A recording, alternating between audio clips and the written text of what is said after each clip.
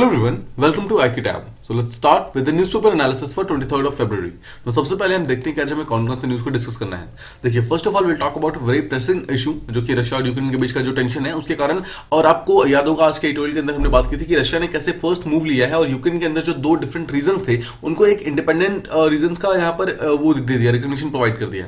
उसके कारण USA and जो बाकी कंट्रीज है उन सबने यहाँ पर जो रशिया है उसके ऊपर सैंक्शंस लगाने स्टार्ट कर दिए हैं। तो एक्जैक्टली क्या हुआ है, ये इशू क्या है, इसके बारे में हम समझेंगे।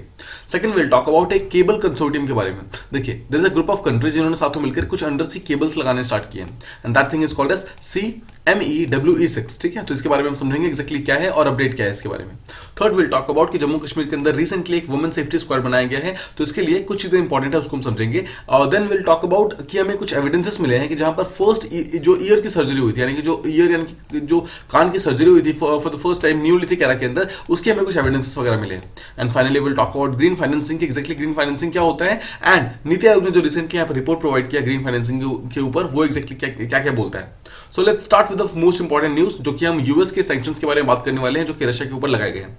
कॉन्टेक्स्ट क्या है? कॉन्टेक्स्ट आप जानते हैं कि रशिया और यूक्रेन के बीच में जो टेंशन है वो लगातार पिछले 2 महीने से अराउंड चल रही है और जो प्रॉब्लम सॉल्व नहीं हो रही है। ठीक है, उसके कारण देखिए बहुत सारे डिफरेंट जो कंट्रीज है, जर्मनी, फ्रांस, इन सब ने यहाँ पर मिलकर के रशिया के साथ डिप्लोमेटिकली बातचीत करने की कोशिश की है। यहाँ तक कि इंडिया ने भी काफी डिप्लोमेटिक बातचीत पे जोर दिया है कि डिप्लोमेटिक वे से हम एक टाइप से प्रॉब्लम को सॉल्व कर सकते हैं। बट द पॉइंट इज कि रशिया ने रिसेंटली क्या किया, दो डिफरेंट रीजन को। The first region is called as Donetsk region and second is called as Luhansk region. In दोनों रीजन जो कि यूक्रेन के अंदर प्रेजेंट है, दोनों को यहाँ पर इंडिपेंडेंस डिक्लेयर कर दिया इन दोनों का। समझिए, this is Russia, this is Ukraine. Ukraine की और रशिया के बीच में जो बॉर्डर लगता है उसके बीच में दो यहाँ पर सिटीज आते हैं, Luhansk city and Donetsk city. Now ये दोनों सिटी ऐसे हैं जो कि काफी दिनों से यूक्रेन की गवर्नमेंट के अगेंस्ट फाइट कर रहे हैं और एक टाइप का सेपरेटिस्ट मतलब एक टाइप का डिमांड है इनका, मतलब कि ये सेपरेट होना चाहते हैं यूक्रेन के साथ और ये एक अलग बेसिकली एक टाइप का अलग कंट्री बनाना चाहते हैं। बट द पॉइंट इज कि अभी तक इनको कोई भी सपोर्ट नहीं कर रहा था। For the first time Russia ने यहाँ पर इनको सपोर्ट किया है और रशिया ने अपने ट्रुप्स यहाँ तक भेज दिए हैं। ठीक है, समझना है आपको इसी बात को। इसी चीज को यहाँ पर समझते हुए यूएस के जो प्रेसिडेंट यानी कि जो बाइडेन है, उन्होंने यहाँ पर रशिया के अगेंस्ट कुछ सैंक्शंस वगैरह लगा दिए हैं। ठीक है, रीजन आप समझ गए कि जो दो डिफरेंट जो सेपरेटिस्ट एरियाज थे, दोनों को यहाँ पर इंडिपेंडेंस मतलब प्रोवाइड कर दिया है रशिया ने। इसके कारण यहाँ पर दो मतलब रशिया के ऊपर ओवरऑल एक टाइप के सैंक्शंस लगाए गए हैं। समझिए एक्जैक्टली सैंक्शन के अंदर क्या बोला गया है। इसके अंदर बोला गया है कि पहली बात तो जितने भी रशिया के जितने भी फॉरेन डेट वगैरह है, मतलब वो सबके सब पूरी तरीके से बंद हो जाएंगे। ठीक है, मतलब कहीं से भी बाहर से किसी दूसरी कंट्री से रशिया डायरेक्टली जाकर लोन वगैरह ले नहीं सकता है। सेकंड चीज, रशिया के अंदर के जो दो डिफरेंट फाइनेंशियल इंस्टीट्यूशन थे, मतलब बैंक वगैरह थे, उनके ऊपर भी यहाँ पे कहीं ना कहीं सैंक्शन लगा दिया गया है, उनको भी पूरी तरीके से बंद कर दिया गया है। ठीक है, तो आई होप आप समझ गए एक्जैक्टली कि रशिया ने क्या किया है और उसके कारण यूएसए का जो फर्स्ट स्टेप जो यूएसए ने लिया वो एक्जैक्टली क्या था। ठीक है, तो यहाँ पर बेसिकली रशिया जो है अपनी सारी की सारी ट्रुप्स को, देखिए पहले सारी की सारी ट्रुप्स रशिया की यहाँ पर जो रशिया के बॉर्डर पर हुआ करती थी, बट रशिया ने यहाँ पर यूक्रेन के साथ जो यूक्रेन के अंदर जो डोनेस्क और लुहांस्क रीजन है, इन दोनों के साथ बातचीत करके अपने ट्रुप्स को यहाँ तक पहुंचा दिया। इसका मतलब क्या है, रशिया कहीं ना कहीं यूक्रेन की टेरिटरी के अंदर अब एंटर कर चुका है। नाउ इसके बाद देखिए, अगर आप इस जो भी सैंक्शंस यूएसए ने लगाए उसको समझेंगे तो रशिया भी किसी भी टाइप का पैसे को रेज नहीं कर पाएगा, मतलब किसी भी टाइप की उसको फाइनेंशियल हेल्प नहीं मिल पाएगी किसी भी वेस्टर्न कंट्री से, ना ही किसी यूरोपियन कंट्री से। ठीक है, तो जितने वेस्टर्न कंट्रीज है और जितने यूरोपियन कंट्रीज है, उन सारी कंट्रीज से कहीं ना कहीं पैसा मिलना यहाँ पर बंद हो जाएगा। अब इशू आप समझ गए कि रशिया के अंदर जो दो मतलब रशिया ने दो डिफरेंट जो प्लेसेस हैं, यानी कि फर्स्ट इज लुहांस्क और जो डोनेस्क है, दोनों को पीपल्स रिपब्लिक बना दिया है, मतलब उसको पूरी तरीके से इंडिपेंडेंट डिक्लेयर कर दिया है। उसके कारण क्या हुआ है, इंडिपेंडेंस डिक्लेयर करने के कारण अब वो यूक्रेन के डायरेक्टली सपोर्ट में मतलब नहीं है वो लोग। ठीक है, मतलब ये दोनों को डायरेक्टली रशिया का सपोर्ट मिल रहा है। और सेकंड चीज क्या है, रशिया ने अपनी मिलिट्री प्रेजेंस यहाँ पर इंक्रीज कर दी है, मतलब अपने मिलिट्री वगैरह को यहाँ पर भेज दिया है। इसके कारण क्या हुआ, आप कहीं ना कहीं इनडायरेक्टली कह सकते हैं कि रशिया ने कहीं ना कहीं यूक्रेन के ऊपर इनडायरेक्टली इन्वेट कर दिया है, मतलब यूक्रेन की जो टेरिटरी है उसके अंदर घुसना स्टार्ट हो गया। नाउ द पॉइंट इज कि USA is not the only country जिसने अभी रशिया के ऊपर सैंक्शंस प्लेस किए हैं, बट इसके अलावा कुछ और कंट्रीज हैं, उन लोगों ने भी कहीं ना कहीं सैंक्शंस प्लेस करने स्टार्ट कर दिए हैं। समझिए, कुछ और यूरोपियन कंट्रीज है। अगर आप देखेंगे कि रशिया का जो प्रॉब्लम था उसको सॉल्व करने के लिए पिछले कुछ दिनों से सबसे ज्यादा एक्टिव कौन से दो कंट्रीज थे, one was France and one was Germany. आपको याद होगा फ्रांस और जर्मनी दोनों ने साथ में मिलकर नॉर्मैंडी फॉर्मेट का ग्रुप बनाया था। आपको याद होगा जर्मनी और फ्रांस ने साथ में मिलकर दोनों काफी डिप्लोमेटिक चैनल से बातचीत की थी व्लादिमीर पुतिन से और जो यूक्रेन के प्रेसिडेंट है उनसे, ताकि प्रॉब्लम सॉल्व हो। बट जब यहाँ पर प्रॉब्लम सॉल्व नहीं हो रही तो सबसे बड़ा जो दुख हो रहा है वो फ्रांस एंड जर्मनी को हो रहा है। उसके कारण फ्रांस और जर्मनी दोनों ने ही कहीं ना कहीं रशिया के ऊपर यहाँ पर सैंक्शन लगाने स्टार्ट कर दिए। देखिए, आप जानते हैं कि रशिया और जर्मनी के बीच में एक नॉर्थ स्ट्रीम 2 नाम का एक पाइपलाइन का प्रोजेक्ट है, जिसके थ्रू बहुत सारा गैस वगैरह जो है मतलब रशिया से जाता है जर्मनी तक। बट रिसेंटली जर्मनी ने क्या किया, इस पर्टिकुलर पाइपलाइन का जो अप्रूवल है उसको हॉल्ट कर दिया, मतलब इसका यूसेज को फिलहाल के लिए बंद कर दिया गया। सेकंड चीज, अगर आप यूके को देखेंगे, यूके ने भी एक बहुत ही इंपॉर्टेंट स्टेप लिया है। यूके ने बोला है कि 5 रशियन बैंक्स को और 3 रशियन के बिलियनियर्स को, इन सब लोगों को यहाँ पर पूरी तरीके से सैंक्शन लगा दिए गए हैं। और इसके अलावा ये बोला है मतलब यूके ने कि अगर रशिया भी जल्दी से जल्दी प्रॉब्लम को सॉल्व नहीं करता और यूक्रेन से पीछे नहीं जाता है तो हम रशिया को एक पराया स्टेट डिक्लेयर कर देंगे। नाउ क्वेश्चन कम्स कि पराया स्टेट क्या होता है। Now this is very important, देखिए समझिए, पराया स्टेट जो है एक इंटरनेशनल कम्युनिटी का एक टर्म है। अगर आपका ऑप्शनल पॉलिटिकल साइंस है तो आपने इसे सुना होगा पराया स्टेट के बारे में। देखिए पराया स्टेट का सिंपल सा मतलब ये होता है कि एक टाइप का एक ऐसा दर्जा मिल जाता है कि किसी एक पर्टिकुलर स्टेट को या फिर एक पर्टिकुलर कंट्री को हम बिल्कुल साइड कर देते हैं। सिंपल वर्ड में समझिए, देखिए अभी हमारे वर्ल्ड के अंदर बहुत सारे डिफरेंट कंट्रीज है, सबके सब आपस में एक दूसरे के साथ ट्रेड करते हैं। जस्ट सपोज कि हम एक पर्टिकुलर कंट्री को टारगेट करना स्टार्ट कर दें और उसके साथ हम ट्रेड बंद कर दें, ठीक है, उसके साथ किसी भी तरीके का मूवमेंट बंद कर दे, हम उसको पैसे देना लेना सब कुछ बंद कर दे, उससे हम बातचीत बंद कर दे, अपने सारे डिप्लोमेटिक चैनल्स बंद कर दे, that particular thing is called as pariah state. Simple words में उसे आइसोलेशन करना, मतलब आइसोलेट कर देना, बिल्कुल उसे अकेला छोड़ देना, that thing is called as pariah state. ठीक है, तो यही अभी यूके के द्वारा बोला गया है कि अभी जल्दी से अगर रशिया ने अपनी जो ट्रुप्स को यूक्रेन से बाहर नहीं निकाला तो हम आपको एक पराया स्टेट डिक्लेयर कर देंगे। मतलब क्या है, हम आपके साथ सारे के सारे अपने रिलेशनशिप को तोड़ देंगे और आपको हम ग्लोबली आउटकास्ट कर देंगे। What is the meaning of outcast? Simple words में आपके साथ हमको ट्रेड करना, बातचीत करना, डिप्लोमेटिक चैनल्स रखना, सब कुछ पूरी तरीके से छोड़ देंगे। तो यहाँ पर 3 मेन वर्ड्स होते हैं। जब भी आपको पराया वो स्टेट आपको डिक्लेयर होता है, मतलब समझ आता है, तो always think for 3 words. First is कि उसके ऊपर, उस कंट्री के ऊपर बहुत सारे सैंक्शंस लगाती है, ऑलमोस्ट वर्ल्ड के सारे बाकी जितने कंट्रीज है सबके सब इसके ऊपर सैंक्शन लगाने स्टार्ट कर देगी। सेकंड, इंटरनेशनली इसको पूरी तरीके से आइसोलेट कर दिया जाएगा। मतलब अगर रशिया जल्दी से पीछे नहीं होता तो इंटरनेशनली आइसोलेट कर देगा। मतलब क्या है कि European countries, western countries, Asian countries, कोई भी इनके साथ ट्रेड नहीं करेगा, मतलब इंटरनेशनली आइसोलेट हो जाएगा रशिया। एंड थर्ड इज कि हो सकता है कि कुछ कंट्रीज आपस में मिलकर रशिया के ऊपर इन्वेड भी करते हैं, अटैक भी कर दे और रशिया को पूरी तरीके से ब्रिंग डाउन, मतलब नीचे गिराने की कोशिश करे। तो ये धमकी फिलहाल दी गई है यूके के द्वारा रशिया को कि अगर आपने जल्दी से पीछे नहीं हटे तो हम आपको एक पराया स्टेट डिक्लेयर कर देंगे। तो ये मेन चीज हो गया।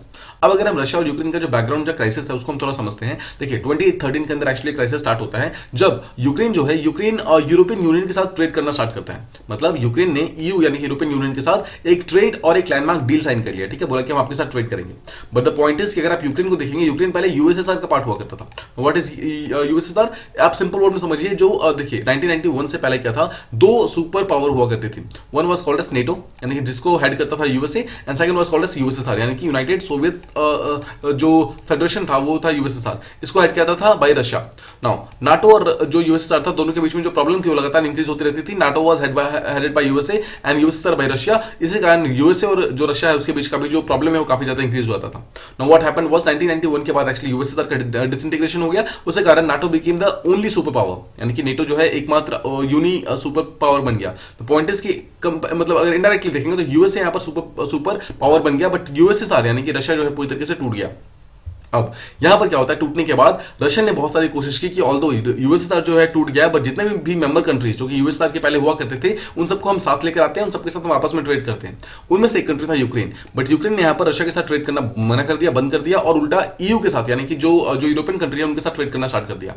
No this is the thing जो कि एक्चुअली रशिया को बिल्कुल भी पसंद नहीं था। रशिया नहीं चाहता था कि यूक्रेन जो है वो यूरोपियन कंट्री की तरफ जाए। अगर आप मैप को ध्यान से समझेंगे तो आपको एक्जैक्टली समझ आएगा कि देखिए दिस इज रशिया, ठीक है, रशिया, दिस इज यहां पर यूक्रेन। अगर ये यूक्रेन है, देखिए समझिए, अगर यूक्रेन डायरेक्टली यूरोपियन यूनियन का पार्ट बन जाता है तो क्या होगा, इसका मतलब है कि यूरोपियन यूनियन का जो यहाँ पर जो बॉर्डर है वो यहाँ तक पहुंच जाएगा टेक्निकली, और उसके कारण यूरोप की कंट्रीज जो है वो डायरेक्टली रशिया के साथ कॉन्टेक्ट के अंदर आ जाएगी। Russia does not wants that. Russia चाहता है कि यूरोप के साथ और यूरोप और रशिया के बीच में कुछ ऐसे कंट्रीज, कुछ ऐसे स्टेट्स रहें जो कि एक बफर स्टेट का काम करें, बेसिकली डायरेक्टली हमें यूरोप के कॉन्टेक्ट में ना रखें। इस चीज के लिए रशिया यूक्रेन को छोड़ना नहीं चाहता है। बट यूक्रेन ने जब 2013 के अंदर ईयू के साथ ट्रेड डील साइन किया तो उसके नेक्स्ट ईयर जस्ट रिटेलिएशन के अंदर 2014 ने रशिया ने जो यूक्रेन का नीचे वाला पार्ट है, क्रीमिया वाला पार्ट है, उसके ऊपर अटैक कर दिया और उसको पूरी तरीके से एनेक्स कर दिया। समझिए, यूक्रेन ये है, यूक्रेन का जो नीचे वाला पार्ट है, this is called as Crimea. Now Russia ने इस पर्टिकुलर रास्ते से, क्रीमियन ब्रिज के रास्ते से क्रीमिया के अंदर एंटर करता है और इस पूरे के पूरे क्रीमिया के ऊपर अटैक कर देता है और इसको पूरी तरीके से कैप्चर कर लेता है। उसके कारण क्या होता है, क्रीमिया पूरी तरीके से रशिया के कंट्रोल के अंदर आ गया और यहां पर यूक्रेन का एक पार्ट जो था वो टूट गया। Now this was a kind of a lesson for Ukraine कि आपको ईयू के साथ नहीं जाना है, आपको हमारे साथ रहना है। ये एक सिंबलाइज करना चाहता था रशिया, इसी कारण ही रशिया ने अटैक किया था। नाउ द पॉइंट इज कि उस टाइम रशिया ने फिर यूक्रेन को ये बोला कि आप ऐसा करो, आप एक काम करो, ईएईसी ज्वाइन कर लो। What is the meaning of EAEC? Simple words में आप यूरेशियन इकोनॉमिक जो कम्युनिटी है उसको आप ज्वाइन कर लो। तो व्हाट इज यूरेशिया? यूरेशिया को अगर देखेंगे आप 2 डिफरेंट वर्ड से मिलकर बना हुआ है। One is Europe and second is Asia. मतलब कि कुछ ऐसी कंट्री है जो कि यूरोप और एशिया दोनों के अंदर पाई जाती हैं, उन सब कंट्री का ग्रुप जो है that is called as Eurasian, जो मतलब उन्हें यूरेशियन कंट्री बोला जाता पार्ट है और जो आपस में ट्रेड करते हैं, that is called as Eurasian economic community. ठीक है, तो इसी चीज को ज्वाइन करने के लिए यूक्रेन को बोला गया, बट यूक्रेन ने इस चीज को ज्वाइन करने से रिफ्यूज कर दिया, मना कर दिया कि हम इस चीज को ज्वाइन नहीं करेंगे। इससे कारण क्या होता है, रशिया यहाँ पे और ज्यादा मतलब दिक्कत में आता है। और उसके बाद देखिए, जब यूक्रेन यहाँ पर यूरेशिया को ज्वाइन करने से मना करता है तो नेटो इसको अप्रोच करता है। नेटो यानी कि यूएसए इसको डायरेक्टली अप्रोच करता है और बोलता है कि आप ऐसा करो, आप नेटो को ज्वाइन कर लो। नो, ऑल्दो देखिए, यूक्रेन जो है नेटो को ज्वाइन करना चाहता है, बट रशिया नहीं चाहता कि यूक्रेन इसको ऑब्वियसली ज्वाइन करे, बिकॉज जो उसका बफर स्टेट है वो कहीं ना कहीं खत्म हो जाएगा। इसी कारण रशिया और यूक्रेन का टेंशन जो है 2013 के अंदर एक्चुअली जो स्टार्ट हुआ था वो अभी तक चल रहा है, और उसी कारण जो प्रॉब्लम्स है काफी ज्यादा इमर्ज हो गई हैं। ठीक है, आई होप आपको फर्स्ट टॉपिक प्रॉपर्ली समझ आ गया होगा। Now let's move on to the next one. यहाँ बात करने वाले हैं CME-WS6 नाम की एक अंडर सी केबल कंसोर्टियम है जो कि स्टार्ट हो रही है। Now first of all you must remember कि this is a consortium. What is the meaning of consortium? Consortium का सिंपल वर्ड से मतलब है ग्रुप। ग्रुप का मतलब होता है जहां पर बहुत सारे डिफरेंट जो बॉडीज वगैरह हैं वो एक साथ रहते हैं और प्रॉब्लम को सॉल्व करने की कोशिश करते हैं, किसी चीज के बारे में बातचीत करते हैं। तो रिसेंटली जो अंडर सी केबल है, अंडर सी केबल का मतलब क्या देखिए, अंडर सी का सिंपल वर्ड्स है समुद्र के अंदर के रास्ते से एक वायर केबल लगाया जा रहा है, डेटा केबल लगाया जा रहा है, जिसके थ्रू इंटरनेट वगैरह प्रोवाइड किया जाएगा, कम्युनिकेशन को और ज्यादा स्ट्रॉन्ग किया जाएगा। ठीक है, अब देखिए कॉन्टेक्स्ट ये है, न्यूज ये है कि रिसेंटली जो इंडिया का भारतीय एयरटेल है, आप जानते हैं जो आपकी एयरटेल कंपनी है, उस पर्टिकुलर कंपनी ने रिसेंटली इस पर्टिकुलर कंसोर्टियम को ज्वाइन कर लिया, मतलब इस पर्टिकुलर ग्रुप को ज्वाइन कर लिया है। मेन एम इसका ये है कि वो उसका जो स्पीड है, बेसिकली इंटरनेट का स्पीड है, उसको और ज्यादा इंक्रीज करना चाहता है और कम्युनिकेशन को और ज्यादा स्प्रेड करना चाहता है। जैसे क्या होगा, इंडिया का देखिए, इंडिया को अगर डिजिटल इकोनॉमी बनना है तो इंडिया का जो इंटरनेट का स्पीड है वो बहुत ही फास्ट होना चाहिए, प्लस जो इंटरनेट का कवरेज है वो बहुत ही स्ट्रांग होना चाहिए। उसी चीज को प्रमोट करने के लिए यहाँ पर ये डिसाइड किया गया है कि हम यानी कि जो बेसिकली भारतीय एयरटेल है उसने डिसाइड किया कि हम इस पर्टिकुलर कंसोर्टियम को ज्वाइन करेंगे और अपनी स्पीड को और ज्यादा फास्ट करने की कोशिश करेंगे। बिकॉज ऑब्वियसली देखिए, अंडर सी केबल जो होता है वो ज्यादा बेटर होता है compare to land cable, because किसी भी टाइप का जो यहाँ पर जो सिग्नल लॉस वगैरह वो सब नहीं होता है अंडर सी की पार्ट में। ठीक है, नाउ देखिए, एयरटेल ने जो उसको ज्वाइन किया है सिर्फ एक छोटी मोटी कंपनी की तरह ज्वाइन नहीं किया है, बट इसका ऑलमोस्ट 20% स्टेक खरीद लिया है। इसका मतलब क्या है, एक बहुत ही मेजर इन्वेस्टर की तरह इसके अंदर ज्वाइन कर रहा है, जहां पर बोला गया है कि 20% जो पैसा टोटल जो भी इस पर्टिकुलर जो मतलब ये जो कंसोर्टियम स्टार्ट हुआ है इसका टोटल 20% पैसा एयरटेल यहाँ पर प्रोवाइड करेगा। और टोटल अमाउंट ऑफ स्पीड जो ये एक्सपेक्ट कर रहा है दैट इज अराउंड 100 टेराबाइट्स पर सेकंड। ठीक है, इतना स्पीड ये यहाँ पर एक्सपेक्ट कर रहा है, मतलब स्पीड को इतने तक इंक्रीज करना है हमारे जो है। ठीक है, अब एयरटेल यहाँ पर 1 फाइबर पेयर को उसने खरीद लिया। अब देखिए, what is a fibre pair को आप सिंपल समझ सकते हैं, आपने फाइबर देखा होगा। ठीक है, जो आपके घरों के अंदर जो फाइबर वगैरह होता है, दैट पर्टिकुलर फाइबर पेयर एक जगह से लेकर सेकंड जगह तक जो उसको मतलब बनाना होता है, that thing is called as fibre pair. मतलब जैसे मान लीजिए कि मुंबई से लेकर कोलकाता के बीच में पूरा का पूरा अंडरग्राउंड सी मतलब केबल वहां पे लगाना है, तो that thing is called as one fibre pair. ठीक है, सिंपल वर्ड्स में मतलब पेयर का मतलब होता है दो डिफरेंट सिटीज के बीच में जो फाइबर लगाना है, that's called as fibre pair. तो एयरटेल को यहाँ पर एक अभी सिंगल फाइबर पेयर मिला है, बट टोटल 4 मतलब डिफरेंट फाइबर पेयर्स वगैरह को बनाने में एयरटेल यहाँ पर हेल्प करेगा। One will be between obviously Singapore, Chennai और मुंबई के बीच में, इन तीनों को मिला करके एक टोटल 4 फाइबर पेयर्स को बनाने की कोशिश कर रहा है जो एयरटेल होगा, ताकि इन सारे यानी कि सिंगापुर से लेकर के चेन्नई और चेन्नई से लेकर के मुंबई, इन सारे के सारे एरियाज के अंदर अंडरग्राउंड सी केबल वगैरह लगाए जाएंगे। और आपको पता है कि एयरटेल का जो हेड ऑफिस है वो मुंबई, चेन्नई इन सब एरियाज के अंदर है, तो ऑब्वियसली मुंबई चेन्नई को भी इसके डायरेक्टली कॉन्टेक्ट के अंदर लाया जाएगा। मतलब कि अभी क्या होगा, अभी तक देखिए मुंबई चेन्नई वाला जो पार्ट है वो वहां पर ये पर्टिकुलर केबल नहीं होता था, बट अब यहां पर ये भी आएगा। अगर आप इस पर्टिकुलर मैप पे देखोगे तो आपको एक्जैक्टली समझ आएगा कि ये पर्टिकुलर केबल सिस्टम कहां पर है। देखिए, just see this particular place called as Marseille, that is मतलब प्रेजेंट इन फ्रांस। देखिए, फ्रांस से एक्चुअली स्टार्ट होने वाला है, मतलब स्टार्ट हो रहा है ये पर्टिकुलर केबल। ठीक है, यहां से क्या होगा, पूरे के पूरे सी के अंदर से आएगा, मतलब ये पर्टिकुलर केबल जो है अंदर से आएगा, it will move on towards Italy. Italy के अंदर मदारा नाम का एक प्लेस है, उसके अंदर से निकलेगा। उसके बाद ग्रीस का जो मतलब एथेंस वाला प्लेस है उसी के जस्ट नीचे देखिए यहाँ पर मतलब ग्रीस के बीच के अंदर डायरेक्टली एक टाइप का पार्टनर है, होते हुए then it will move on to Egypt. Egypt वाले पार्ट से निकलेगा जहां पर जो सुएज कैनाल है उसको ट्रैवल करेगा, रेड सी से ट्रैवल करेगा, then it move on to this one, जो जिबूटी वाला पार्ट जो कि अफ्रीका के अंदर है वहां से मूव ऑन करेगा। धीरे धीरे करते करते पाकिस्तान भी इसका एक मेंबर है, आपको ध्यान रखना है। Then it goes to India. India के अंदर मुंबई जो है वो भी इसका एक मेंबर है, और मुंबई के अलावा चेन्नई जो है वो भी इंडिया का इसके मतलब इंडिया का एक टाइप का मेंबर है। इसके अलावा वी हैव इंडिया के बाद we have Maldives, we have Sri Lanka, we have Bangladesh and finally we have Malaysia and उसके नीचे वहां पे सिंगापुर है। ठीक है, just remember we have this from France till Singapore. These are the two places that you must remember कि France से लेकर के सिंगापुर तक इस पर्टिकुलर केबल को बनाया गया है। मतलब इस पूरे एरिया के अंदर जो समुद्र है, समुद्र के नीचे से एक केबल को लाया जाएगा, उस पर्टिकुलर केबल को यूज करके अपने इंटरनेट कनेक्टिविटी को और ज्यादा स्ट्रॉन्ग करने की कोशिश की जाएगी। नाउ लेट्स अंडरस्टैंड कि एग्जैक्टली CME-V6 है क्या। देखिए, जैसा मैंने आपको बताया, एक टाइप का प्रपोज्ड ऑप्टिकल फाइबर केबल है, जहां पर सबमरीन मतलब सबमरीन इन द सेंस की जो कि पानी से मतलब पानी के नीचे वाला होता है, उसके थ्रू एक कम्युनिकेशन केबल को लगाया जाएगा। ठीक है, कम्युनिकेबल केबल सिस्टम को लगाया जाएगा, जो कि टेलीकम्युनिकेशन यानी कि जो ये जो इंटरनेट वगैरह है, जो डिफरेंट टाइप की कम्युनिकेशन वगैरह उसको और ज्यादा स्ट्रॉन्ग करेगा between 3 areas. First area is called south east Asia. Second is called as middle east and third is called as western Europe. देखिए समझिए, this is south east Asia, this is western जो जो जो जो हमारा middle east वाला part है, और दिस इज वेस्टर्न यूरोप। इन तीनों रीजन को कहीं ना कहीं डायरेक्टली कवर करेगा, इन सारे एरिया के अंदर जो भी इंटरनेट स्पीड की कनेक्टिविटी वगैरह है उसको इंक्रीज करेगा। टोटल मिला के इस पर्टिकुलर केबल का जो लेंथ होने वाला है that is going to be more than 19,000 kilometre, इससे ज्यादा होने वाला है। और ये डायरेक्टली जैसे मैंने आपको बताया सिंगापुर से लेकर के फ्रांस तक डायरेक्टली हर एक जो स्टेट है उनको कवर करने की कोशिश करेगा। देखिए मलेशिया के जस्ट नीचे यहाँ पर सिंगापुर है, जो कि यहाँ पर शो नहीं हो रहा है। देखिए यहाँ पर देखिए, दिस इज यहाँ पर सिंगापुर है, ठीक है। और सिंगापुर से अगर आप देखेंगे, सिंगापुर के जस्ट ऊपर यहाँ पर जो ये वाला पार्ट देख रहे हैं, दिस इज फ्रांस। सिंगापुर और फ्रांस के बीच में ये पर्टिकुलर केबल को यहाँ पे लगाया जा रहा है। ऑलराइट, इसके बाद देखिए, it has a bandwidth of around 120 terabytes पर सेकंड। इतना ये बैंडविड्थ लगाने की कोशिश कर रहे हैं, मतलब इतना स्पीड लगाने की कोशिश कर रहे हैं। And it will be operated from 2025 के अंदर इसका ऑपरेशन जो है वो स्टार्ट होगा बेसिकली। और आपको एक चीज समझना, देखिए as this is not going to be the first cable system जो कि अंडरग्राउंड लगाया जा रहा है या फिर अंडर सी लगाया जा रहा है। इससे पहले भी ऑलरेडी बहुत सारे हमारे पास अंडर सी केबल सिस्टम्स हैं ऑलरेडी प्रेजेंट वर्ल्ड के अंदर, but this is going to be the largest among them all. मतलब 19,000 किलोमीटर का जो केबल लगाया जाएगा that is going to be the largest. इसके अलावा यूएसए, कनाडा, इन सब ने भी आपस में लगाया हुआ है, बट द पॉइंट इज कि this is going to be the largest. Now let's understand कि मेंबर्स कौन कौन से हैं। One member that we understand is कि इंडिया की तरफ से कौन पार्टिसिपेट कर रहा है, दैट इज एयरटेल। भारतीय एयरटेल जो है वो पार्टिसिपेट कर रहा है। नाउ इंडिया के अलावा कौन कौन से मेंबर हम वो देख रहे हैं। We have Bangladesh, then we have Maldives, then we have Djibouti, then we have Saudi Arabia, we have France, Singapore, then we have Sri Lanka, then we have Egypt, Malaysia and Indonesia. Now the point is कि no one is going to ask you कि कौन कौन से members है, but the question that can be asked is कि क्या इसके अंदर डायरेक्टली चाइना है, ठीक है, क्या इसके अंदर यूएसए है। जो बड़ी कंट्रीज है ना वो डायरेक्टली आपसे पूछी जा सकती है। जस्ट रिमेंबर कि चाइना, यूएसए ऐसी बड़ी कंट्रीज हैं जो कि इस पर्टिकुलर कंसोर्टियम का मेंबर नहीं है। Now this is a very important term, यहाँ पर there is a term called as Nxtra. Now Nxtra एक ऐसी चीज है जिसके साथ यहाँ पर सीमी V6 जो है उसको यहाँ पर लिंक किया जाएगा। नाउ सीमी V6 को यहाँ पर पूरी तरीके से नेक्स्ट्रा के साथ लिंक किया जाएगा। द क्वेश्चन कम्स कि what is Nextra.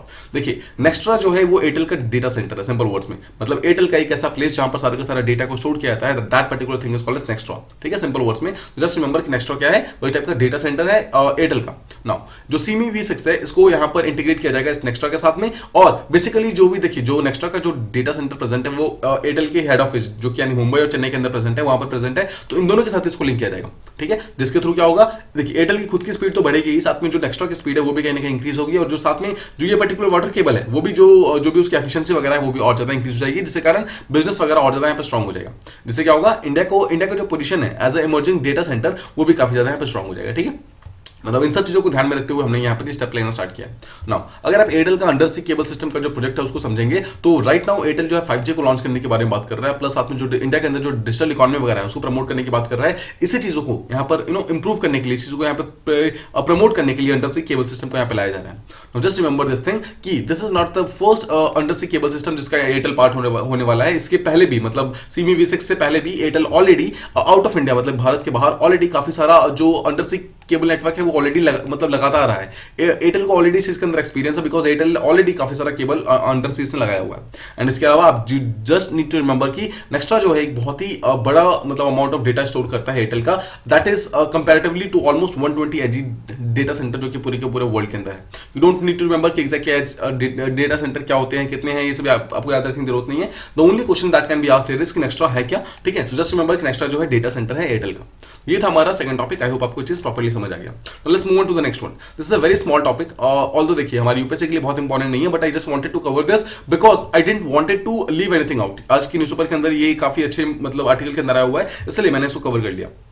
Just remember this कि the only question that can come here is कि exactly किस particular state ने women safety squad को recently launch किया and that is JNK. That's all that you need to remember. But हम फिर भी इसके बारे में जो भी information जो द हिंदू के अंदर मेंशन था उसको हम बात कर लेते हैं। देखिए रिसेंटली श्रीनगर की सिटी यानी कि जो जम्मू कश्मीर के अंदर जो यहाँ पर श्रीनगर है उसके अंदर 2 रिसेंटली वुमेन सेफ्टी के स्क्वाड बनाए गए हैं एंड हर एक सेफ्टी स्क्वाड के अंदर there will be 5 lady officers. Just remember this particular fact, ठीक है। और these will be headed by मतलब देखिए दोनों स्क्वाड जो है they will be headed by a single inspector called as Khalida Praveen, but you don't need to remember the names because UPSC does not ask for the names, ठीक है, simple words में। So the only question that you need to remember is कि women safety squad कौन सी state ने recent launch किया, that is JNK. Alright, एम क्या है? एम ये है कि जितने भी वुमेन्स गर्ल्स जो भी हैं जो कि डिस्ट्रेस के अंदर होंगे वो डायरेक्टली इस पर्टिकुलर स्क्वाड के सामने अप्रोच कर सकती हैं and this particular squad will help them out. Main M ये है कि जितने भी गर्ल्स वगैरह जो स्कूल जाती हैं, कॉलेजेस जाती हैं, यूनिवर्सिटी जाती हैं, जो कोचिंग सेंटर्स वगैरह जाती हैं, जहां पर लड़कियों के हरासमेंट का जो इशू है वो काफी ज्यादा इमर्ज हुआ है पिछले कुछ सालों के अंदर, स्पेशली जम्मू कश्मीर वाले पार्ट में, उसको हटाने के लिए और इसको मतलब वहां पर गर्ल्स की जो सिक्योरिटी वगैरह है उसको इंश्योर करने के लिए इस चीज को यहाँ पर डिसाइड किया गया। इसके अलावा देखिए दिस स्क्वाड जो है ये स्क्वाड लगातार पेट्रोलिंग करता रहेगा पूरे के पूरे सिटी में। What is the meaning of patrolling? Patrolling देखिए आपने देखा होगा कि एक पर्टिकुलर कार के अंदर बैठ के कुछ पुलिस वाले लगातार घूमते रहते हैं। That thing is called as patrolling. Simple words में कि वो चेक करते रहेंगे, मतलब लगातार सर्विलेंस करते रहते हैं कि सब कुछ सही चल रहा है फिर नहीं चल रहा है, right? This called as patrolling, और यही सेम पेट्रोलिंग जो है वो जो वुमेन स्क्वाड है वो भी करेगी। Now, इसके अलावा जो different head of the institution होंगे, जैसे कोई कॉलेज के प्रिंसिपल, जो यूनिवर्सिटी के जो डीन्स वगैरह होते हैं, they have also been asked कि वो भी डायरेक्टली वुमेन स्क्वाड को मतलब कांटेक्ट कर सकते हैं अगर किसी भी तरीके का कोई भी इंसिडेंट वगैरह होता है, किसी स्कूल या कॉलेज में किसी भी तरीके के अगर कुछ भी गलत तरीके का हरासमेंट वगैरह होता है या फिर कोई कुछ भी गलत इंसिडेंट होता है, तो वहां पर डायरेक्टली जो हेड ऑफ द इंस्टीट्यूशन है वो डायरेक्टली स्क्वाड को मतलब वो कर सकते हैं, बुला सकते हैं, and this squad will take after that. ठीक है। इसके अलावा देखिए मेन एम ये है कि जितने भी वुमेन्स वगैरह हैं दे शुड फील सेफ, आसपास के जो भी एनवायरमेंट है कहीं पर भी वो जाती हैं they should just feel safe, और जो भी हरासमेंट वगैरह केस है उसको यहाँ पर रिड्यूस करना है, ताकि देखिए अगर हरासमेंट यहाँ पर खत्म हो जाएगा तो ऑटोमेटिकली जो वुमेन्स की जो सेफ्टी है वो ऑटोमेटिकली इंश्योर हो जाएगी, राइट? तो इसी चीज को यहाँ पर ध्यान में रखते हुए इस पर्टिकुलर स्क्वाड को बनाया गया है। नाउ आपको एक चीज और समझना है, देखिए जब तक एक पर्टिकुलर डेडिकेटेड स्क्वाड नहीं था, स्पेशली श्रीनगर वाले पार्ट में जो हरासमेंट के केसेस थे वुमेन्स के वो बहुत ज्यादा थे, बट जैसे ये पर्टिकुलर चीज को बनाया गया है तो ये एक्सपेक्ट किया जा रहा है कि ऑटोमेटिकली देखिए अब हमारे पास एक डेडिकेटेड स्क्वाड है जो कि इस पर्टिकुलर हरासमेंट से फाइट कर सकता है, तो ऑब्वियसली यहाँ पर जो नंबर ऑफ केसेस है वो धीरे धीरे इंक्रीज मतलब डिक्रीज होने चाहिए, तो इसी चीज को मतलब ध्यान में रखते हुए इस पर्टिकुलर चीज को बनाया गया। इसके अलावा एक वुमेन्स हेल्पलाइन नंबर भी बनाया गया है जो कि 24/7 काम करेगा और exclusively women's safety related issues पे ही मतलब काम करेगा। तो पॉइंट इज कि सारा कुछ अचानक से क्यों हुआ है, देखिए हम जानते हैं कि अभी पिछले कुछ सालों से तो ऐसे कोई बातचीत नहीं हो रही थी। अब एक रिसेंटली इंसिडेंट हुआ था श्रीनगर के अंदर जहां पर एक दो मतलब लेडीज थी, उनके ऊपर एक एसिड अटैक हुआ था और उसके कारण काफी ज्यादा प्रॉब्लम्स हो गई थी, जहां पर एक लड़की की तो दोनों आंखें यहाँ पर पूरी तरीके से खराब हो गई थी। ठीक है, मतलब पॉइंट इज कि जो गर्ल्स है उसके अंदर अगेंस्ट जो हरासमेंट वगैरह इतना इंक्रीज हो गया था, और अगर आप स्पेशली JNK और श्रीनगर वाला पार्ट देखेंगे जो कि बहुत ज्यादा स्टेबल वाला पार्ट नहीं है, जहां पे टेररिज्म का इशू है, जहां पे इंसर्जेंसी का इशू है, जहां पे ये सब जो प्रॉब्लम्स है वो ऑलरेडी है, वहां पे अगर गर्ल्स की सिक्योरिटी को और ज्यादा हम यहाँ पर अंडरमाइन करना स्टार्ट कर देंगे तो प्रॉब्लम और ज्यादा बढ़ जाएगी। इसी चीज को यहाँ पर हटाने के लिए हमने इस पर्टिकुलर स्क्वाड को बनाया है। ठीक है, सो दिस वाज एक छोटा सा इन्फॉर्मेशन, आई होप आपको ये चीज प्रॉपर्ली समझ आ गई। Now let's move on to the next one. यहाँ बात करने वाले हैं कि वर्ल्ड की जो पहली ईयर सर्जरी हुई थी वो एक्जैक्टली कहाँ हुई थी, उसके एविडेंस कहाँ से मिले। नाउ कॉन्टेक्स्ट ये है कि रिसेंटली कुछ आर्कियोलॉजिस्ट वगैरह कुछ फाइंड आउट कर रहे थे स्पेन के एक टूम के अंदर। ठीक है, जस्ट रिमेंबर स्पेन के एक टूम के अंदर वो फाइंड आउट कर रहे थे और उनको यहाँ पर एक ऐसा वो मिल गया, एक ऐसा उनको एक बॉडी मिली है जिसके अंदर कुछ ऐसे एविडेंसेस हैं जिसके थ्रू ईयर की सर्जरी के यहाँ पर कुछ एविडेंसेस वगैरह मिले हैं। दिस पर्टिकुलर जो बॉडी मिली है that is around 5300 year old skull मिला है हमें, मतलब ऑलमोस्ट 5000 से ज्यादा साल पुराना एक स्कल मिला है जिसके ईयर के ऊपर यहाँ पर कुछ निशान वगैरह हैं और इस तरीके के निशान है जहां पर ऐसा लग रहा है कि शायद ईयर की सर्जरी की गई होगी। Now let's try to take understand कि एग्जैक्टली 5300 ईयर पहले कौन सा टाइम पीरियड चल रहा था। देखिए right now we are into the 2022 के अंदर है, राइट? तो हम अराउंड 2000 साल एडी के अंदर है। तो इफ विल गो 5000 साल पीछे, तो आप समझिए if this is the time scale and this is 0, ठीक है, सो वी आर अराउंड यहाँ पर 2000 के आसपास में, राइट? 2000 AD के आसपास में है। अगर हम पीछे जाएंगे तो वी हैव अराउंड देखिए 1000 AD यहाँ पर, ठीक है, then similarly we have 2000 AD and then we have 3000 AD। So this is what, मतलब हम इस टाइम की बात कर रहे हैं। सोचिए 2000 AD से अगर आप जाएंगे तो यहाँ पर 2000 AD यहाँ पर होगी और 3000 AD पीछे जाएंगे तो 5000 AD के मतलब 5000 अगर साल पीछे जाना है तो हम अराउंड 3000 BC के आसपास जा रहे हैं। So we are actually talking about 3000 BC। Now if you will try to understand, अगर आपने अपना एंशिएंट हिस्ट्री कंप्लीट किया है तो यू मस्ट बी नोइंग कि 3000 BC के आसपास में there was a time of neolithic era. Now what is Neolithic? It is a part of Stone Age। मतलब Stone Age चल रहा था। सोचिए Stone Age का मतलब कि जो हमारे लोग थे वो इतने ज़्यादा डेवलप नहीं थे, but despite the fact of not development, सोचिए इतने कम डेवलपमेंट के बावजूद यहाँ पर जो Stone Age का पीरियड था उसके अंदर हमें एक ऐसा प्रूफ मिल रहा है कि वहाँ पे ईयर सर्जरी हो रही है। Just try to understand the मतलब काइंड ऑफ जो कौन कौन से हमारे एंसेस्टर रह चुके हैं एंड व्हाट काइंड ऑफ मतलब machines they had, what kind of experience they had and what kind of knowledge they had, right? इस चीज को हमें यहाँ पर अप्रिशिएट करना होगा। लेट्स अंडरस्टैंड कि एग्जैक्टली न्यूज क्या है। न्यूज ये है कि कुछ यहाँ पर कट मार्क्स वगैरह मिले हैं जो स्कल है ना उसके बेसिकली ईयर का वाला जो पार्ट है वहां पर मिले। Late me try and show you. देखिए इस पर्टिकुलर इमेज को ध्यान से देखिए, आप देख रहे हैं this is the exact skull. ठीक है, मैंने वही सेम इमेज उठाई है, तो आप समझिए ये स्कल है। This portion that you see ना, यहाँ पर कुछ कट के मार्क्स वगैरह मिले हुए हैं जिसके कारण ऐसा लग रहा है कि कुछ सर्जरी वगैरह हुई है। नो यहाँ पे हमें एविडेंसेस मिल रहे हैं जहाँ पे 2 परफोरेशंस किए गए हैं, मतलब 2 छेद किए गए हैं स्पेशली मैस्टॉइड बोन्स के आसपास में। नाउ जस्ट रिमेंबर कि मैस्टॉइड बोन्स होते हैं वो स्कल और जो ईयर है उसके बीच के अंदर प्रेजेंट होता है, और ये मैस्टॉइड बोन्स को मैं आपको अभी शो करूंगा। यहीं पर 2 छेद यहाँ पर किए हुए मिले हैं। नाउ ये सर्जरी क्यों की गई थी? जो आर्कियोलॉजिस्ट वगैरह है वो ऐसा अंदाजा लगा रहे हैं कि हो सकता है कि ईयर कैनाल के ऊपर जो प्रेशर वगैरह जो इंक्रीज होता है ना, उसको प्रॉब्लम को सॉल्व करने के लिए, उसको रिलीव करने के लिए पर्टिकुलर जो सर्जरी है उसको किया गया था। नाउ क्या ऐसा कुछ होता है, क्या ऐसा कुछ रियलिटी में ऐसा कुछ होता है कि ईयर कैनाल के ऊपर कोई प्रेशर इंक्रीज होता है? जी हाँ, देखिए ऐसा होता है कि there is a disease called as मैस्टेटोडेक्टोमी।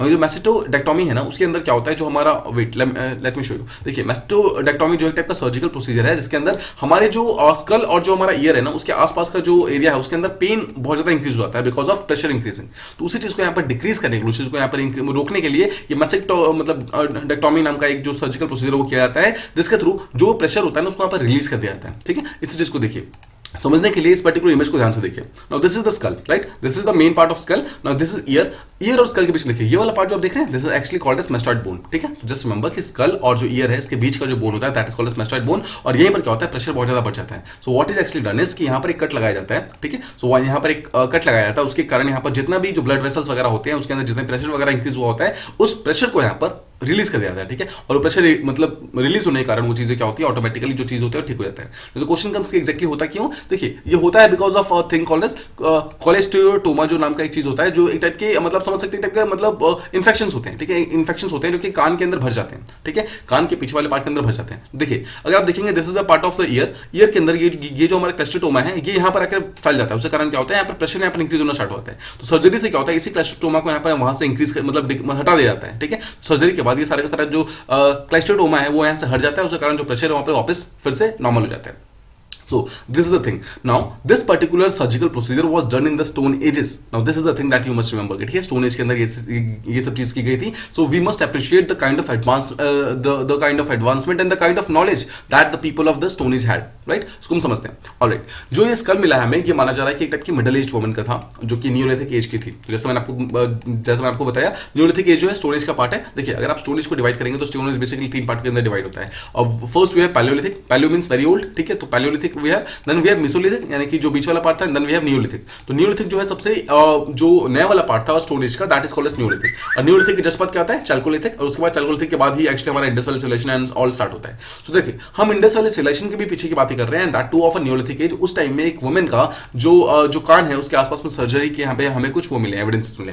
Now देखिए यहाँ तक तो हम हो गए, हमने समझ लिया सारी की सारी चीजें. Now let's try to understand some facts. ये जो यहाँ पर बॉडी मिली है ये एक्चुअली मिली है स्पेन के अंदर. ठीक है, देयर इज अ स्पेन के अंदर एक टूम है, that's tomb is called as dolmen de El Pendon. ये डोलमेन डो एल पेंडोन नाम का जो ये टूम है ये स्पेन के अंदर प्रेजेंट है. और ये 2016 के अंदर हमें ये बॉडी मिली थी. और 2016 से लगातार इस चीज के ऊपर पता करने की कोशिश कर रहे थे कि एग्जैक्टली ये जो स्कल के आसपास जो छेद है वो किस चीज के हैं. और फाइनल जाकर हमें मालूम चला कि वो एक्चुअली ईयर सर्जरी की गई है. ठीक है, तो जैसा मैंने आपको बताया, देखिए you don't need to remember Burgos, just remember कि स्पेन के अंदर ये प्रेजेंट है. सेकंड चीज देखिए, ये जो यहाँ पर ये टूम है ना, ये बहुत ही अच्छे तरीके का काफी ज्यादा एविडेंसेस वगैरह प्रोवाइड करता है. ऑल दिस एक्सकवेशंस अभी भी चल रहे हैं, मतलब अभी भी इसकी खुदाई वगैरह चल रही है. बट द पॉइंट इसने काफी सारे ऐसे इंपॉर्टेंट चीजें बताई हैं जो कि जिसके कारण एक्चुअली हमें शो होता है कि किस टाइप के रिचुअल्स वगैरह वो लोग फॉलो किया करते थे, जो यहाँ पर स्पेन के लोग थे. ठीक है, उसके कारण क्या होता है, देखिए ये जो यहाँ पर जो ये टूम है ये अपने आप में एक टाइप का मॉन्यूमेंट है. इस मॉन्यूमेंट को प्रिजर्व करने की भी कोशिश की जा रही है. उसी के थ्रू बेसिकली इस पर्टिकुलर एज से इसको निकाला गया था. Now, finally let's try to understand कि exactly न्यूलिथिक एज क्या है. जैसे मैंने आपको पहले बताया, स्टोन एज के अंदर 3 पार्ट्स में डिवाइड किए जाते हैं, palaeolithic, then comes mesolithic, then comes neolithic. ठीक है, तो ये जो न्यूलिथिक वाला पार्ट है ना, यही जो न्यूलिथिक है इसी के अंदर मिला है. Now देखिए palaeolithic is again divided into 3 main parts. First we have जो हमारा लोअर पैलियोलिथिक है, then comes middle palaeolithic, and then finally comes upper palaeolithic. Upper palaeolithic के बाद यहाँ पर मेसोलिथिक आता है, मेसोलिथिक के बाद यहाँ पर न्यूलिथिक आता है. Now let me try and make you understand a very छोटा सा कंसेप्ट कि एग्जैक्टली क्या होता है. देखिए अगर आप न्यूलिथिक वाला पार्ट देखेंगे तो न्यूलिथिक का जो पार्ट था ना वो एक्चुअली प्लेस्टोसीन एरा का पार्ट था. आपको याद है प्लेस्टोसीन एक्चुअली वो पार्ट है जो कि हमारा जो हमारा जियोलॉजिकल टाइम स्केल है ना, डिफरेंट जो हम डिफरेंट एरास वगैरह में रहते हैं, तो एक टाइप का एरा आया था that is called as pleistocene. तो प्लेस्टोसीन जो था ना वो आइस एज का एरा था. ठीक है, आइस एज का मतलब क्या है, हर तरफ बहुत ज्यादा ठंड थी. ठंड होने के कारण क्या हुआ है, जितने भी लोग वगैरह मतलब हमारे रहते थे वो ऑब्वियसली काफी लंबे हुआ करते थे, and they used to be very heavy. ठीक है, तो जो हमारा आइस एज वाला पीरियड था that was actually pleistocene period. उसी के टाइम में हमारा न्यूलिथिक एज हुआ करता था. तो जो हमने जो अपर न्यूलिथिक देखा, मिडिल देखा और लोअर देखा, वो सब का सब यहाँ पर आइस एज का पार्ट था. नाउ जब न्यूलिथिक से हमने जब मेसोलिथिक की तरफ आए, तो मेसोलिथिक के अंदर एक जो चेंज आता है, सबसे बड़ा चेंज जो आता है वो ये था कि टेम्परेचर जो था वो हल्का हल्का वार्म होना स्टार्ट हो गया. वार्म होने का मतलब क्या है, इसका मतलब क्या है, जो एनवायरमेंट है हमारा कंपैरेटिवली वार्म होना स्टार्ट हो गया. उसके कारण बहुत सारे आइस के जो ग्लेशियर्स वगैरह थे वो यहाँ पर मेल्ट होने स्टार्ट हो गए. उसके कारण बहुत सारे रिवर्स वगैरह बनने स्टार्ट हुई. रिवर्स बनने के कारण क्या हुआ, लोगों ने उस रिवर के आसपास में अपने सेटलमेंट वगैरह मतलब करने स्टार्ट किए. और उसके कारण जो मेसोलिथिक पीरियड था दैट इज एक्चुअली मतलब known as the first stage जहां से एक्चुअली ह्यूमन सेटलमेंट है वो स्टार्ट होता है. तो ये मैंने आपको छोटा सा बैकग्राउंड बताया कि एक्चुअली न्यूलिथिक से मेसोलिथिक में कैसे हैं, सॉरी जो पैलियोलिथिक था उससे मेसोलिथिक के अंदर कैसे हैं. सिमिलरली जो हमारा मेसोलिथिक था उसके बाद हम आएंगे फाइनली न्यूलिथिक के अंदर और ज्यादा एडवांसमेंट आती है। बिकॉज एक चीज जो देखा जाता है कि बहुत सारे टूल्स वगैरह जो होते हैं वो स्पेशलाइज टूल्स बनने स्टार्ट हो जाते हैं, हट्स वगैरह बनने स्टार्ट होते हैं, मड ब्रिक्स बनने स्टार्ट होते हैं, ठीक है, बहुत सारे जो एग्रीकल्चर की एक्टिविटीज है वो सब स्टार्ट होता है, डोमेस्टिकेशन स्टार्ट हो जाता है। तो ये सब चीजें जो है न्यूलिथिक जो कल्चर है उसके अंदर स्टार्ट हो जाती है, ठीक है। तो ये था हमारा main difference between Palaeolithic, Mesolithic and Neolithic. I hope आपको ये चीज समझ आ गया। Alright, let's move on. देखिए जो हम न्यूलिथिक की बात कर रहे हैं अराउंड मतलब 10,000 BC के आसपास ये जाकर ये फिनिश होता है, ठीक है। और वो एक्चुअली वो टाइम था जब हमारा फर्स्ट फार्मिंग वगैरह ये सब अपीयर होना स्टार्ट होता है। और न्यूलिथिक के जस्ट बाद का जो पीरियड था that is called as chalcolithic. तो just let me try and एक बार फिर से मैं आपको रिवाइज कराता हूं कि एग्जैक्टली पीरियड कैसे चलते हैं। देखिए सबसे पहले वाला जो पीरियड है that is called as palaeolithic, ठीक है। उसके बाद आता है mesolithic, then comes neolithic. And neolithic जब खत्म होता है तो एक्चुअली स्टोन एज पूरी तरीके से फिनिश हो जाता है। नियोलिथिक खत्म होने के बाद देन कम्स चैल्कोलिथिक। चैल्कोलिथिक का मतलब क्या है? कॉपर एज का एज, ठीक है, कॉपर का एज। चैल्कोलिथिक जब फिनिश होता है देन कम्स आईवीसी यानी कि इंडस वैली सिविलाइजेशन। और इंडस वैली सिविलाइजेशन के खत्म होने के बाद we have the kind of जो हमारा वैदिक पीरियड है वो सब आता है।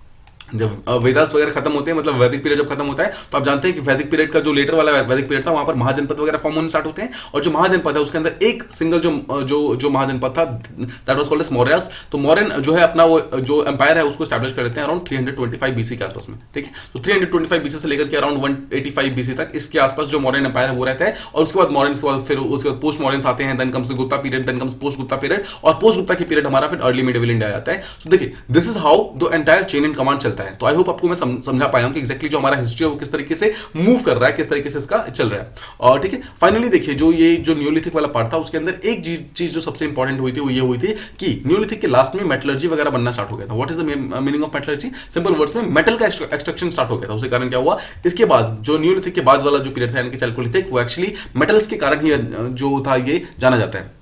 जस्ट रिमेंबर नियोलिथिक के पीछे वाला जो वर्ड देख रहे हैं लिथिक का मतलब होता है स्टोन, ठीक है। तो आपको ध्यान रखना है पैलियोलिथिक, मेसोलिथिक एंड नियोलिथिक तीनों के अंदर जो मेन जो चीज थी that was stone. No chalcolithic पे आकर जो पहला जो हमें जो ये आयरन वगैरह होता है, आयरन एंड डिफरेंट चीजें जो sorry not iron but copper वगैरह मिलनी जो स्टार्ट होती है वो चैल्कोलिथिक से स्टार्ट होती है। बट नियोलिथिक से पहले यानी कि स्टोन एज की एरा में कोई भी किसी भी टाइप का मेटल वगैरह बहुत ज्यादा मिलता नहीं था। तो ये था हमारा ये पर्टिकुलर टॉपिक। आई होप आपको चीजें प्रॉपर्ली समझ आ रही हैं, ठीक है। Now finally let's move on to the next one. यहाँ हम बात करने वाले हैं ग्रीन फाइनेंसिंग के बारे में, जो कि नीति आयोग ने रिसेंटली यहाँ पर कुछ स्टेटमेंट वगैरह दिया। कॉन्टेक्स्ट क्या है? कॉन्टेक्स्ट ये है कि नीति आयोग ने बोला है कि देखिए अगर हमें अपनी जो मोबिलिटी है, मोबिलिटी को अगर और हमें इंक्रीज करना है, first of all let's understand कि एग्जैक्टली मोबिलिटी क्या होती है। सिंपल वर्ड्स में जो व्हीकल वगैरह हम खरीदते हैं ना that is called as mobility, ठीक है, सिंपल वर्ड्स में। सो देखिए व्हीकल वगैरह जो है हम अब जानते हैं कि हम लगातार क्लीन मोबिलिटी को बनाने की कोशिश कर रहे हैं। What is the meaning of clean mobility? मतलब हम एक ऐसे व्हीकल को यूज करने की कोशिश कर रहे हैं जो कि या तो इलेक्ट्रिसिटी के ऊपर चले या फिर बेसिकली इस तरीके से चले कि वो फॉसिल फ्यूल को ज्यादा यूज ना करें। मतलब हमारी जो एनवायरमेंट जो खराब हो रहा है हमारी मोबिलिटी के कारण, व्हीकल के कारण, उसको चीज को हमें रिड्यूस करना है। तो उस चीज को हमें एक चीज पता है कि हम क्लीन मोबिलिटी के ऊपर काफी ज्यादा फोकस कर रहे हैं, इलेक्ट्रिक व्हीकल्स बना रहे हैं, डिफरेंट चीजें बना रहे हैं। बट द पॉइंट इसके साथ साथ में हमें यहाँ पे कुछ बहुत सारे डिफरेंट मेथड्स लेने होंगे जिसके थ्रू हमें कुछ ऐसे फाइनेंशियल इंस्ट्रूमेंट्स लाने होंगे कि देखिए सिर्फ हमें व्हीकल को यहाँ पर ग्रीन नहीं बनाना है बट साथ में जो फाइनेंसिंग वगैरह जो पैसे वगैरह उसके लिए आ रहे हैं उसको भी हमें यहाँ पर ग्रीन करना है, ठीक है। इसी चीज को यहाँ पर बोला गया है कि अगर अभी हम राइट नाउ कुछ ऐसे स्टेप्स लेते हैं जिसके थ्रू हम हर चीज को एनवायरमेंट से लिंक करके देखना स्टार्ट करें तो that will be very very good. ये स्टेटमेंट यहाँ पर नीति आयोग ने रिसेंटली दिया है, ठीक है। तो यहाँ पर ये बोला गया है कि हमें एक सस्टेनेबल और एक क्लाइमेट सेंट्रिक अप्रोच लेना होगा दोनों चीजों के लिए, हमें अपने एनवायरमेंट के लिए भी और अपने फाइनेंस के लिए भी। मतलब क्या है कि जितना भी एनवायरमेंट को देखिए जब भी आप कोई लॉ वगैरह बनाते हैं तो ऑलवेज कीप इन माइंड एक टाइप का एनवायरमेंट को आपको ध्यान रखना चाहिए, ठीक है। अगर आप एनवायरमेंट को ध्यान में रखिए, अगर आप कोई भी लॉ बनाते हैं तो ऑटोमेटिकली आप ऑब्वियसली एनवायरमेंट को हार्म नहीं करेंगे। और सिमिलरली सेकंड चीज ये है कि जब भी आप कोई पैसा वगैरह खर्च करते हैं, किसी भी टाइप का पैसा खर्च करते हैं, अगर आप उस पैसों को एनवायरमेंट के बेनिफिट के लिए खर्च करते हैं, द पॉइंट इज कि एनवायरमेंट के बेनिफिट के लिए सिंपल सा मतलब यह है कि किसी भी तरीके से एनवायरमेंट को हार्म होने से अगर बचा रहे हैं that thing is called as green financing. अभी हम देखिए अब थोड़ी देर में हम समझेंगे एग्जैक्टली कि ग्रीन फाइनेंसिंग एग्जैक्टली क्या होता है, डिटेल में समझेंगे। बट फाइन नाउ मतलब राइट नाउ आप सिंपल वर्ड्स में समझिए कि ग्रीन फाइनेंसिंग का सीधा सा मतलब यह है कि कोई भी ऐसा पैसा जो कि यूज होता है एनवायरमेंट के बेनिफिट के लिए that thing is called as green financing, ठीक है। तो यही यहाँ पर ये बोला जा रहा है कि अगर हमें क्लीन मोबिलिटी को इंक्रीज करना है, मतलब हमें क्लीन व्हीकल्स वगैरह को इंक्रीज करना है, साथ ही साथ हमें इंटरनेशनल लेवल पे, डोमेस्टिक लेवल पे जो फाइनेंशियल इंस्टीट्यूशंस वगैरह उसको भी हमें ग्रीन बनाना होगा। मतलब वहां पर भी हमें किसी भी तरीके का जो फॉसिल फ्यूल्स पे जो इन्वेस्टमेंट हो रहा है उन सबको यहाँ पर रिड्यूस करना होगा। मतलब जो पैसा वगैरह हमारा खर्च भी हो रहा है ना उन पैसों को हमें कोशिश करना होगा कि एनवायरमेंट के लिए बेनिफिट के लिए खर्च हो। सिमिलरली जो डिफरेंट स्टेट्स वगैरह हैं, डिफरेंट ऑपरेटर्स हैं, मैन्युफैक्चरर्स हैं, ये लोग जहां पर भी पैसा वगैरह खर्च कर रहे हैं that should always be green. अगर वो सबका सब ग्रीन होगा तो ऑटोमेटिकली इंडिया जो है वो टाइप का ग्रीन बन जाएगा। नाउ समझिए अब यहाँ पर हमें जो जितने भी सिटीजंस वगैरह हैं उनके जो भी नीड्स वगैरह हैं उनको यहाँ पर बैलेंस करने की जरूरत है। एक तरफ तो हमें चाहिए productivity. What is the meaning of productivity, simple words में डेवलपमेंट, बट साथ ही साथ हमें चाहिए लिवेबिलिटी भी। लिवेबिलिटी का मतलब क्या है, जहां पर हमारा एनवायरमेंट सही रहे।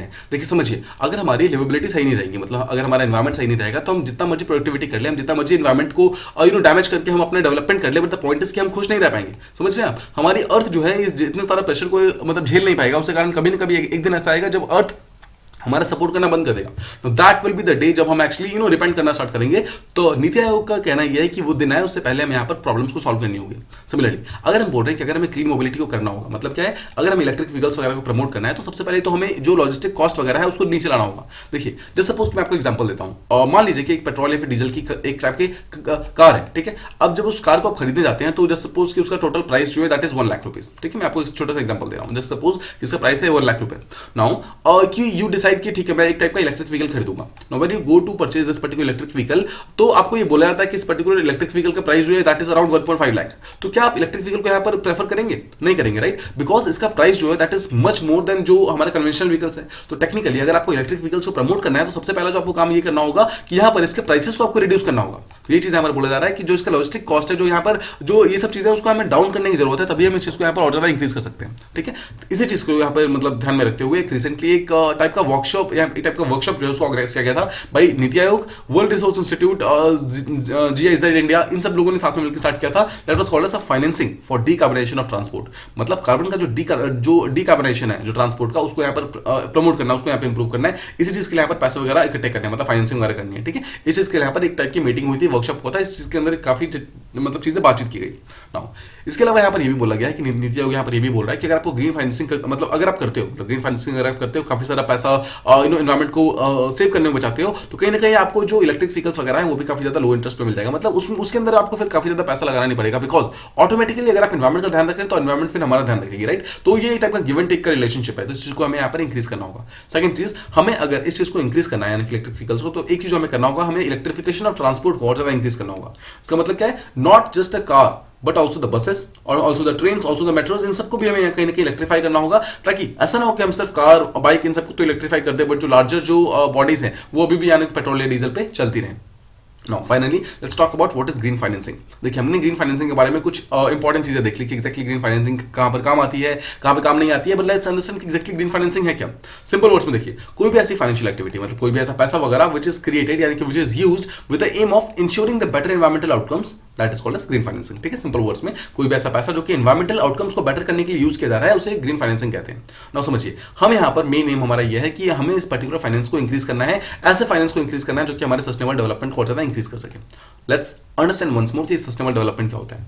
सस्टेनेबल डेवलपमेंट का मतलब सिंपल वर्ड्स में मतलब यह है using a particular resource today but also trying to conserve it for the future, ठीक है। सिंपल वर्ड्स में मतलब आज आप अगर एक पर्टिकुलर रिसोर्स को यूज कर रहे हैं, तो आपको ये इंश्योर करना होगा कि जो आपकी नेक्स्ट जनरेशन है वो भी इस पर्टिकुलर रिसोर्स को उसी तरीके से यूज कर पाए जिस तरीके से आप कर रहे हैं। इस चीज को यहाँ पर सस्टेनेबिलिटी कहते हैं, इस चीज को यहाँ पर प्रमोट करने की बात की जा रही है। फाइनली देखते हैं कुछ हर्डल्स वगैरह हैं। क्या हर्डल्स है? सबसे बड़ी चीज तो ये है कि जो हमारा टाइम लग रहा है डीकार्बोनाइज करने में बहुत ज्यादा लग रहा है, मतलब हम बहुत जल्दी से रैपिडली अपने जो ट्रांसपोर्ट सेक्टर उसको डीकार्बोनाइज कर नहीं पा रहे हैं। सोचिए हम अराउंड 15 से मतलब ऑलमोस्ट 15 साल से बातें कर रहे हैं लगातार डीकार्बोनाइजेशन करने के बारे में, बट ये प्रॉब्लम हम अभी तक सॉल्व नहीं कर पा रहे। हमारे यहाँ पर जो इलेक्ट्रिक व्हीकल्स है उसकी जो देखिए ऑल्दो हमारे यहाँ पे इलेक्ट्रिक व्हीकल्स अप्रोच होने स्टार्ट तो हो गए हैं, मतलब अडॉप्ट होने स्टार्ट तो हो गए हैं, बट इसकी जो स्पीड है बहुत ही स्लो है। इसी चीज को यहाँ पे स्पीड को इंक्रीज करने की जरूरत है। सेकंड चीज, इस पर्टिकुलर फील्ड के अंदर हमें और ज्यादा स्ट्रेटेजिक इन्वेस्टमेंट वगैरह करने की जरूरत है, मतलब और सारा पैसा इसके अंदर इंक्लूड करने की जरूरत है। हमें कुछ यहाँ पर न्यू फाइनेंसिंग सॉल्यूशंस वगैरह चाहिए और कुछ पैसे वगैरह चाहिए होंगे, तभी हम एक्चुअली इलेक्ट्रिक व्हीकल सेक्टर को और ज्यादा यहाँ पर प्रमोट कर पाएंगे।